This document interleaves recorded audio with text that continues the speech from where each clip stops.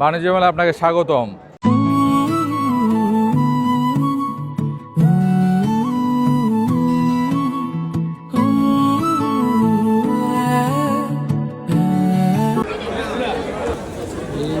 বাণিজ্য মেলায় এসে মিঠাই থেকে রেশমি জিলাপি নিলাম, সাথে রাবড়ি দেওয়া আছে। এখানে হচ্ছে 100 টাকা জিলাপি, খেয়ে দেখি কেমন লাগে। বিসমিল্লাহ। জিলাপিটা অনেক মজা, এই রাবড়ি দেওয়ার কারণে বেশি মজা লাগতেছে। একদম চিকন জিলাপি, খেতে দারুণ মজা।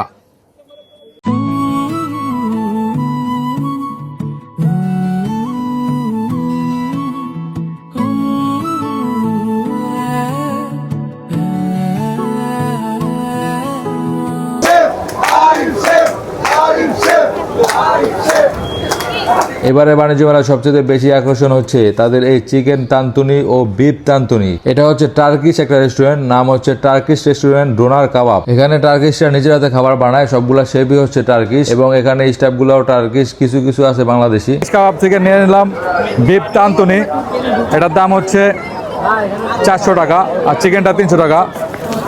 খেয়ে দেখবেন কি অবস্থা কেমন।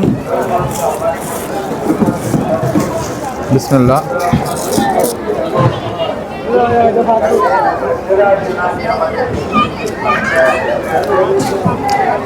মোটামুটি মজা, অনেক শুকনা শুকনা, মানে সস টস দেয় না, সস দিলে ভালো হতো।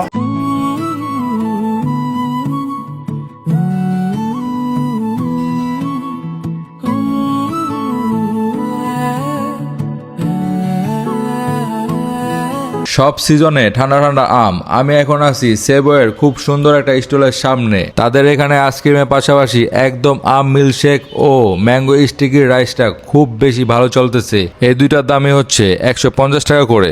বাংলাদেশে বসে থাইল্যান্ডের খাবার খাইতেছি। থাইল্যান্ডের একটা ফেমাস খাবার হচ্ছে ম্যাঙ্গো স্টিকি রাইস। এখন এই খাবারটা পেয়ে যাবেন আপনার বাণিজ্য মেলায় সেবয়েতে।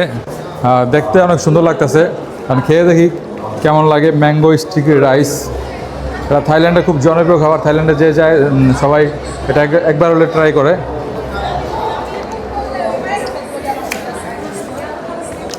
রাইসটা অনেক মজা। এটা হচ্ছে তাদের একটা ফেমাস আইসক্রিম, পুরোটাই একদম আম দিয়ে বানাইছে। খেয়ে দেখি কি অবস্থা। হ্যাঁ, পুরাই ম্যাঙ্গো, মানে পুরো আম দিয়ে বানাইছে এটা।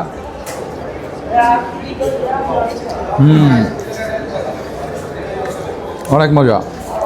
আপনারা বাণিজ্য মেলা আসলে এখানে আসতে পারেন, এটা ট্রাই করতে পারেন, খুব মজা পাবেন। এবং আমার কাছে মনে হয় খুবই পুষ্টিকর একটা খাবার, খুব ভালো লাগলো খেয়ে।